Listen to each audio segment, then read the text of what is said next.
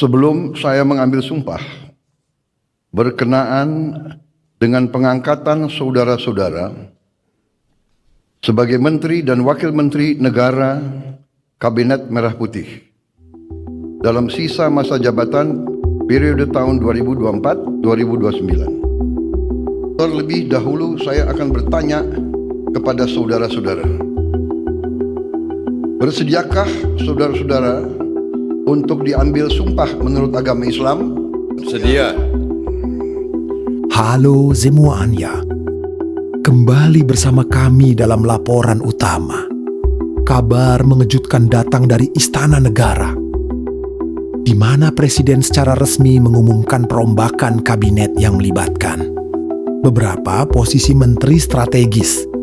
Dalam konferensi pers yang digelar sore tadi, Mensesnek didampingi sekretaris kabinet menyampaikan tentang perubahan jabatan kementerian. Pemerintah dan Bapak Presiden telah menandatangani pembentukan Kementerian Haji dan Umroh, sekaligus Bapak Presiden telah menandatangani keputusan Presiden tentang pengangkatan Menteri dan Wakil Menteri yang akan menjabat di Kementerian Haji dan Umroh yang rencananya akan dilakukan pelantikan pada sore hari ini. Yang kedua, atas berbagai pertimbangan, masukan, dan evaluasi yang dilakukan terus-menerus oleh Bapak Presiden, maka pada sore hari ini sekaligus Bapak Presiden memutuskan untuk melakukan perubahan susunan Kabinet Merah Putih pada beberapa jabatan kementerian. Salah satu posisi yang menjadi sorotan adalah Menteri Koordinator Bidang Perekonomian yang kini akan dijabat oleh Prof. Dear Purbayayudi Sadewa, MSc, seorang ekonom terkemuka dengan rekam jejak yang panjang di sektor swasta maupun publik. Ia menggantikan Dear Sri Mulyani Indrawati, SE, MSc, yang telah mengabdi selama kurang lebih 13 tahun 6 bulan. Presiden berharap para menteri yang baru dilantik dapat segera beradaptasi dan menjalankan tugas dengan penuh tanggung jawab demi kemajuan bangsa. Sebelum saya mengambil sumpah berkenaan dengan pengangkatan saudara-saudara sebagai Menteri dan Wakil Menteri Negara Kabinet Merah Putih, bersediakah saudara-saudara untuk diambil sumpah menurut agama Islam? Sedia. Apabila demikian, harap mengikuti dan mengulangi kata-kata saya. Demi Allah saya bersumpah. Demi Allah saya bersumpah Bahwa saya akan setia kepada Undang-Undang Dasar Negara Republik Indonesia, Undang-Undang Dasar Negara Republik Indonesia. Penandatanganan berita acara.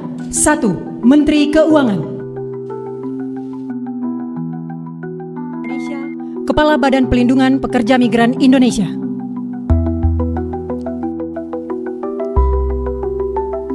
3. Menteri Koperasi. 4. Menteri Haji dan Umroh. 5. Analis politik dan ekonomi memprediksi bahwa perombakan ini akan membawa dinamika baru dalam pemerintahan. Publik kini menantikan gebrakan dan kebijakan-kebijakan strategis dari para menteri yang baru. Bapak mengatakan ketika saya tanya, Pak, apa solusinya supaya ini tidak berlarut-larut? Bapak mengatakan, Presiden sebaiknya mengganti kabinet, mereshuffle. Jadi persis sama dengan apa yang Pak Mahfud sampaikan. Apa komentar Pak Mahfud?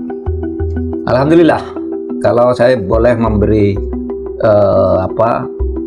isyarat atas kegembiraan saya ini, saya beri 2 jempol nih. Jadi bukan 1 jempol, 2 jempol? Bukan, untuk Presiden? 2 jempol untuk Pak Prabowo. Kalau ada sisanya, jempolnya nanti berikutnya. nunggu reshuffle berikutnya. Begini. Ya monggo Pak ya. Kenapa saya katakan 2 jempol? Karena dengan adanya reshuffle ini yang didahului dengan penyelesaian cepat terhadap kerusuhan-kerusuhan dari demo itu, itu berarti Pak Prabowo sudah mulai mau mendengar.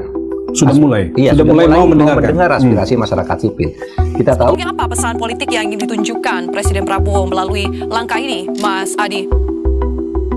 Yang pertama tentu ini mendengarkan aspirasi publik, karena sejumlah menteri yang diganti ini memang tidak terlepas dari desakan politik yang sebenarnya sudah sejak lama. Misalnya Menko Pak Budi Ari, ini kan sejak dikait-kaitkan dengan kasus tertentu kan sudah mulai muncul desakan-desakan supaya dapat gantian. Ketika Pak Karding misalnya beberapa waktu yang lalu mengeluarkan statement yang blunder terkait dengan misalnya kabur ke luar negeri itu sebagai upaya untuk mengurangi angka pengangguran, itu kan juga mulai muncul desakan-desakan yang cukup luar biasa. Dan per hari ini kita menyaksikan Karding diganti, kira-kira begitu. Dan apalagi sehari 2 hari ini kan juga muncul berita-berita yang terkait dengan main domino itu kan. Ada rasionalisasi yang kemudian bisa diukur sebenarnya. Kalaupun toh terkait dengan Sri Mulyani, kita tahu kinerja di bidang ekonomi kita kan tidak baik-baik saja, tidak sesuai dengan harapan dan tidak sesuai dengan ekspektasi. Begitupun dengan misalnya kita melihat secara signifikan apa yang terjadi di kementerian lain ya, seperti Pak Dito kan prestasi di bidang olahraga kita juga tidak terlampau mentereng-mentereng amat. Wajar kalau kemudian ketika muncul reshuffle ini, maka publik mengapresiasi bahwa memang sudah seharusnya Presiden melakukan pergantian dengan orang-orang yang baru, dengan orang-orang yang memang dinilai akan memberikan kontribusi yang cukup signifikan terkait dengan perbaikan bangsa di masa-masa yang akan datang. Saya kira di situ pemerintah sudah mulai mendengarkan bagaimana aspirasi dan tuntutan-tuntutan publik. Kira-kira begitu Mbak ya? Demikian laporan kami mengenai perombakan kabinet. Kami akan terus memantau perkembangan dan dampak dari pergantian ini. Sampai jumpa.